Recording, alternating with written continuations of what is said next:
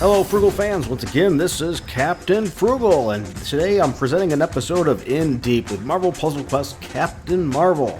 Alright, so let's get into this.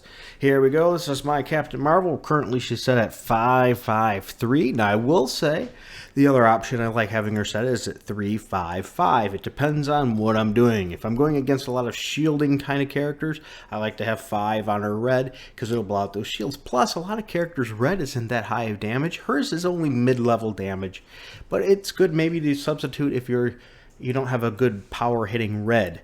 Now, the benefit of the yellow, though, is that you get 2 more team-up tiles when she bursts that power out, which increases your odds of a cascade and getting a little more damage that way. So it's a choice of either way. I prefer this way overall, but a lot of people prefer it the opposite way with 355, and that's great too. As I said, I switch it too depending on what I do. For example, if I'm planning on using a lot of my team-ups that people sent me, and I think I'm going to need to rely on one real good one to hit them or something, I'll put her on 5. Or if I'm running her maybe with Storm and I'm going to blow out team-up tiles or Magneto, classic Magneto, I'll blow it out and put that on 5 too. Alright, so here we go. You see her stats here. She is a very tanky character. Once you power up her at max level, she has 9,280 health. And as you see below, she does her most damage on red and yellow. She's very weak, though, on blue. Now, as I said here, she's not exactly the most desired character by a lot of players. Matter of fact, she's dogged a lot, but I don't see why. Because as I said here, look at her red. It deals 1,234 damage at this point and destroys up to 3 enemy projectiles, but it does not generate AP. So once again, if you're fighting somebody who puts up projectiles and maybe you don't have Falcon or Daredevil, which can blow them out, she's a good option to use, as well as if you don't have a heavy hitter on red. So as I said, a lot of people don't tend to favor her. I will say she's not the best in necessarily anything, but she's a jack of all trades at all. Here's one of her better benefits too, though, is the black power. A lot of characters don't have a great offensive black power, I found, side of maybe Luke Cage or Black Panther, and a few other ones. This one, she deals 974 damage to the enemy team, and then places a 30-turn black countdown tile. After that, she hits them for another 893 damage. So 974 to the whole team, and then the whole team again for 893 if they don't take out that tile. Now, it does take additional 3 AP from one random color. So what I usually do is I blow out the other colors first, use that, and then it doesn't cost me anything. So that's something to consider. It's like, or you hit them with that, and then hit them with your other colors, as long as you wipe them out before the timer comes out. Because if you have nothing to lose, it can't take any your 3 AP from it.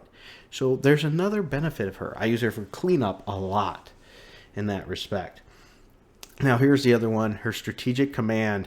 It only costs 8 to use, and at this point you see I have 3. It puts up 7 random tiles. If you boost it to 5, I believe it puts up 9. Boost it 1 more, it puts up 8. So, it depends. That's the one thing, it's a little iffy. I'd rather sometimes go for something that's a sure thing and knowing how much damage I'm going to get rather than, oh, I hope this is going to pan out. But if I'm playing big time for team-up tiles that I need to hit, or a character who does massive damage with team-up tiles, I strongly consider putting that up to 5 for that damage. And then use Magneto instead, like classic Magneto for it. So as you see here, you can always, since you have them championed, you can adjust these power levels whenever you want. That's one of the benefits of championing characters now. I'm so glad they've added that element. Now, if you do look at my current roster, you'll see I no longer have Captain Marvel at level 144 because I sold her because I'm farming her. I've actually got another Captain Marvel started, and she's at, I believe, 110 right now. When I get her up to 144, I will probably keep her. I think I'll then have my 3-star Captain Marvel maxed. So I'm going to keep at least one of each on hand at all times. So as I said, she's not maybe the best at anything, but she's a good jack of all trades character. She fits the yellow well, she has a decent red power, and her black is one of the better in the game, and she is a tank for health compared to the 2-star character roster. So yes, she gets dogged on a lot. I don't know why. I've used her a lot. I enjoy using that character, and I've dealt a lot of pain on the opposition and made a lot of people look bad. Heck, I can't wait. I've got a champion Bagman right now that I'm waiting to get to 144. I can't wait to see that in player versus player whooping some butt with Bagman and really embarrassing some people. But that's for another slide, another time. All right, so I hope you enjoyed this video. If you have any other characters you would like me to go in deep with and explain and talk about and show, please let me know in the comments section. I appreciate your time. Notice I don't play any advertisements on here, so I'm not gaining any money this way. I might start a Patreon later and hope you would support. So if you do enjoy this and other reviews and things I have, check it out at thehenchmanslounge.com. And until next time, keep it frugal.